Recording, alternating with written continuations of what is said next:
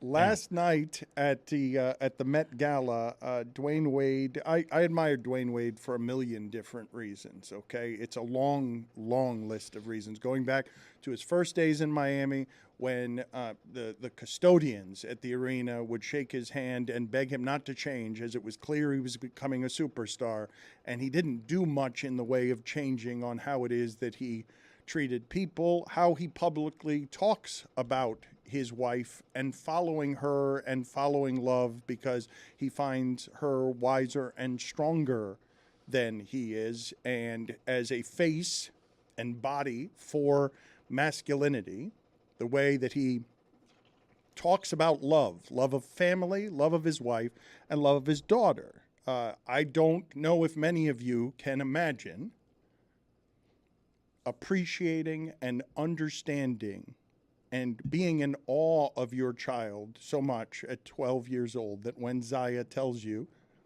that she is transgender in 2020 at 12 years old, that you would support that decision privately, publicly, that you would not be influenced or infected by the masculinity that you can find in the average locker room or in the culture of sports, in the pipeline of sports, that you would be so strong as to let your love of your child arrive in a place of such acceptance and understanding that you support who your child believes as a storm gathers around your child in this state in particular that makes it unpleasant and, in some cases, a poison that is lethal, because this must be a special kind of torment to be, I know many of you disagree with the idea of gender being on a spectrum, and you can argue with me about the science of chromosomes. But for a child to have the loneliness of not just whatever that confusion and difficulty must be at that age, and turn to her parents and find nothing but support, I don't know that there is something stronger a parent can give a child than that kind of buoying, that kind of confidence at what could be a difficult time, even if it wasn't in a community that has 6 times higher suicide rate, because this must be such a lonely torment to not just try to figure it out for yourself, but to have society or large swaths of society feel okay with condemning everything you are.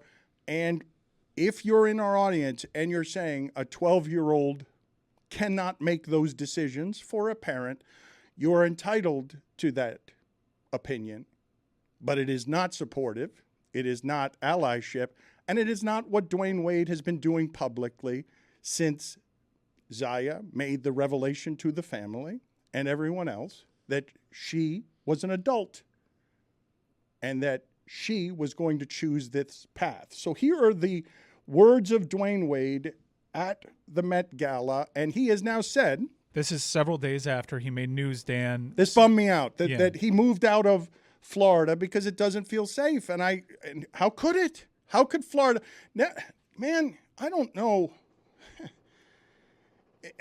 I talk a lot here about not getting numb to what is happening with guns and gun violence, and I'm sure most of you reacted the same way to the news from Texas, where a guy is shooting an automatic weapon next door. They tell him to quiet down because there's a baby sleeping, and then the next thing you know, he's just opening fire on a house, and mothers are killed and found dead on their surviving children because of what the parental urge is to make sure that your child's life is more important than your own. We've got a gun problem in America. We've got a permitless carry problem in Florida. And on top of that, now government legislation that makes it so that Dwyane Wade probably feels unsafe for his child in Florida. And so here's Dwyane Wade in his own words explaining to you why it is that Heat lifer Dwyane Wade, he was at the first game with Jimmy Butler. He asked for his autograph afterward. He is proud to be a member of the Miami Heat, but he has moved to California with his wife because of how unsafe it feels, specifically, he is saying, for Zaya. So let's hear that sound. What's your message to Ron DeSantis? I don't know him, but I do know men lie, women lie, but numbers don't. I do know that when our children feel accepted, that 43% of our children that feels accepted from their parents, from the world, it lowers the death rate. Suicide is high in the trans community. It's high in youth. And so I'm going to step on the side of acceptance, and I'm not going to even go on the other side. I'm just focused on acceptance. And so let's make sure our kids have an opportunity to live this life that we all get to live. And it starts with our gun safety laws, obviously. We have a lot of work to do there in our schools, but also, too, in our community, which is the trans community. That is courtesy of Variety, and I really don't know how to explain to you how difficult and isolated and lonely the experience must be to transition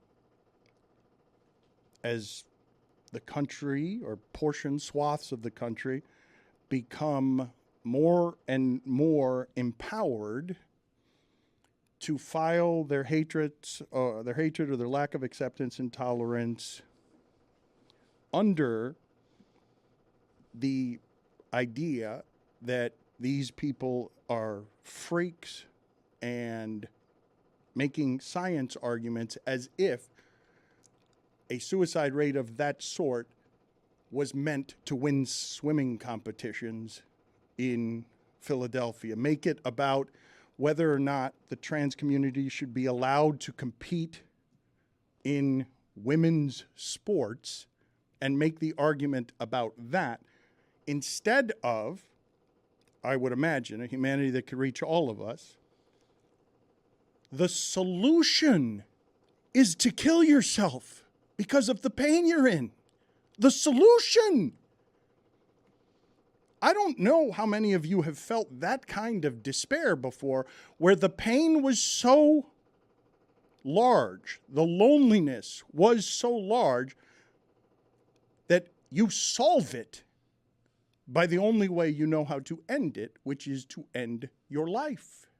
And it's not just the suicide rates when you look at the trans community, particularly amongst black women. It's the murder rate. Black trans women are murdered at a disproportionate rate from everybody else in our society. If you look at the number of trans people murdered in the U.S. between 2017 and 2021, it doubled. That does have to do with the rhetoric of politicians and specific politicians, laws, including here, putting these people at risk. Of those total victims, 73% were killed with a gun. And specifically, while only 13% of the transgender community is estimated to be black trans women account for nearly 3/4 of the known victims of trans murders. LGBTQ community is under siege from so many different angles, including lawmakers.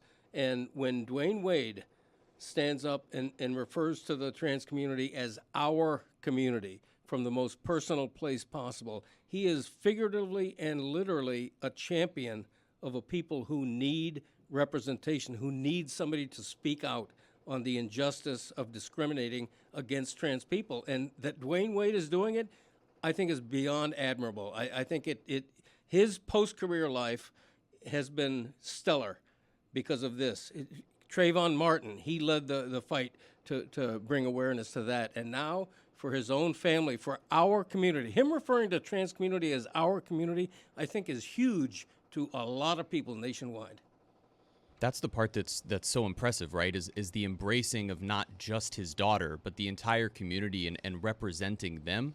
To put yourself in the position to put that target on your back, right? Dwyane Wade stands for something very specific in masculinity in this sort of, world that we've created around sports, and yet he's out here. You mentioned, Greg, Trayvon Martin. You can talk about what his reaction was. He was traded back to Miami right before the Stoneman Douglas shooting, and then was a huge part of going into that community and lifting them up and campaigning against gun violence. And now what he's doing in this community is nothing short of exceptional. And as someone who grew up watching Dwyane Wade, you know, he was my hero because of who he was on the court. And in a lot of ways, like, I look up to him far more now as the human being that he's become off the court than anything he did on the court. I understand how many people are confused by all of this. You're allowed to be confused by it. I prefer equality for all. Perhaps you don't. I'm not saying that I'm better than you in preferring equality for all, but I prefer equality for all. But that's not even the ask here. The ask isn't even equality. The ask is merely tolerance. It's merely, can you tolerate this? And the answer is no, I'm going to shoot you. I'm going to shoot you with a gun, or I'm going to make it so miserable that you shoot yourself because I'm going to make it that unpleasant around you. Like, that's not hate in disguise. That's hate out in the open when the request is, it's such a small one. It's just, can you tolerate this? I mean, tolerance is such a diluted, weak word. Can you abide it? Can you simply, and then the argument, no, chromosome science. No, I got to protect my Philadelphia swim meet. No. And it's like,